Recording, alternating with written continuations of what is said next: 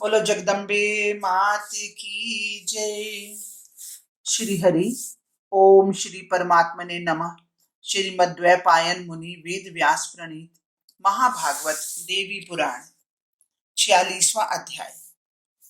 भगवती जगदम्बिका द्वारा शारदीय पूजा विधान का निरूपण तथा उसके महात्म्य एवं फल का कथन। श्री देवी जी बोली, इस प्रकार इस असमय के उपस्थित होने पर मेरी संतुष्टि के लिए तीनों लोकों के निवासियों को प्रत्येक वर्ष भगवती का महोत्सव संपादित करना चाहिए। देवगणों, तीनों लोकों में जो लोग आर्द्रा नक्षत्र युक्त नवमी तिथि को बिल्व वृक्ष में मेरी पूजा करके भक्ति पूर्वक मेरा प्रबोधन करते हुए शुक्ल पक्ष की नवमी तक प्रतिदिन मेरा पूजन करेंगे, उनके ऊपर प्रसन्न होकर मैं उनके सभी मनोरथ पूर्ण करूंगी। श्रेष्ठ देवगण, मेरे अनुग्रह से उसका कोई शत्रु नहीं होता, उसके बंधु बांधवों का उससे वियोग नहीं होता और उसे किसी प्रकार का दुख तथा दारिद्र्य भी नहीं होता। मेरी कृपा से उसे इस लोक तथा परलोक के मनोवांछित पदार्थ तथा अन्य सभी प्रकार की संपदाओं की प्राप्ति हो जाती है। भक्ति पूर्वक मेरी उपासना करने वाले मनुष्यों के पुत्र, आयु तथा धन धान्य आदि की प्रतिदिन वृद्धि होगी तथा उन्हें अचल लक्ष्मी की प्राप्ति भी होगी। व्याधियां नहीं होंगी, कष्टकर ग्रह उन्हें पीड़ित नहीं कर सकते और उनकी अकाल मृत्यु नहीं होगी। राजा, डाकू तथा सिंह, बाघ आदि जंतुओं से वे कभी भयभीत नहीं होंगे। मेरी उपासना करने वालों के शत्रु उनके अधीन हो जाएंगे और उनके समक्ष नष्ट हो जाएंगे तथा युद्ध में सदा उनकी विजय होगी, इसमें संदेह नहीं है। श्रेष्ठ देवगण, उनके पाप कर्म नहीं रह जाते और विपदाएं भी उनके समक्ष कभी उत्पन्न नहीं होती। मेरी उपासना करने वाला मनुष्य मेरी कृपा से सुख प्राप्त करता है और अंत में मेरे लोक को प्राप्त होता है, यह सर्वथा सत्य है, इसमें कोई संशय नहीं। करोड़ों अश्वमेध आदि यज्ञों का जो फल होता है, वह फल मनुष्य को मेरी इस वार्षिक पूजा के करने से प्राप्त हो जाता है। मोह अथवा द्वेष के कारण जो मूढ़ात्मा इस महोत्सव में मेरी पूजा नहीं करता, वह मेरी योगिनियों का भक्ष्य बनता है।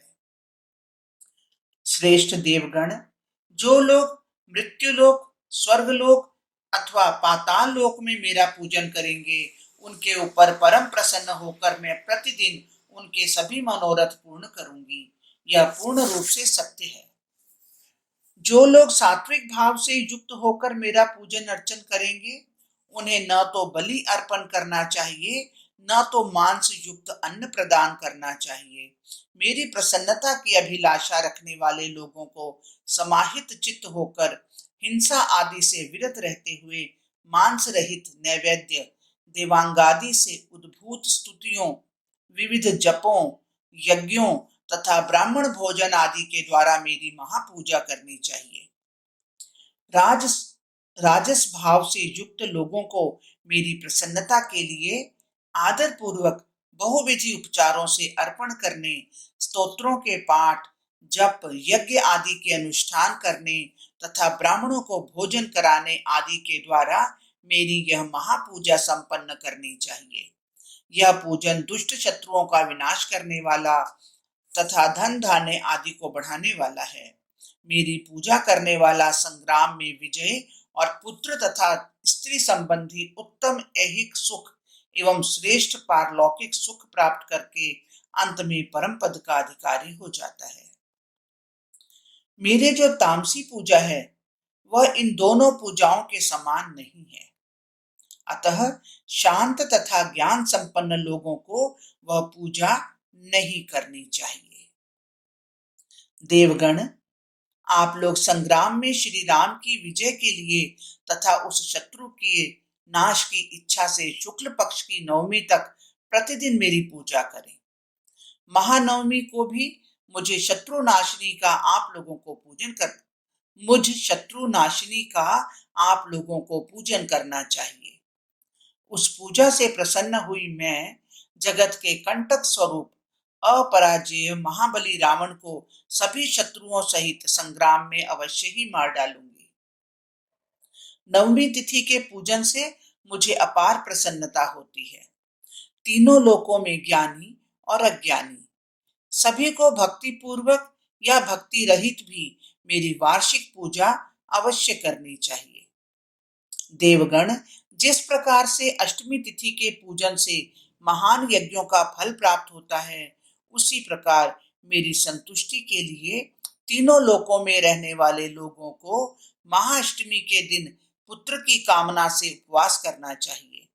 ऐसा करने से उन्हें सर्वगुण संपन्न पुत्र की प्राप्ति अवश्य होगी।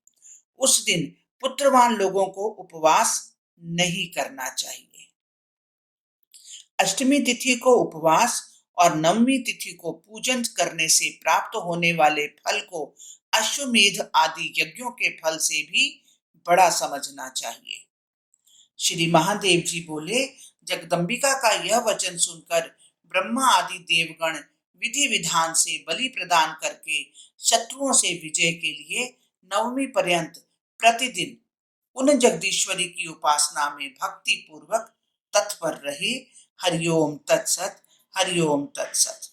इस प्रकार श्री महाभागवत महापुराण के अंतर्गत श्री महादेव नारद संवाद में शारदीय पूजा विधान कथन नामक 46वां अध्याय पूर्ण हुआ। बोलो जगदम्बे मात की जय। जय जय श्री राधे, जय जय श्री राधे।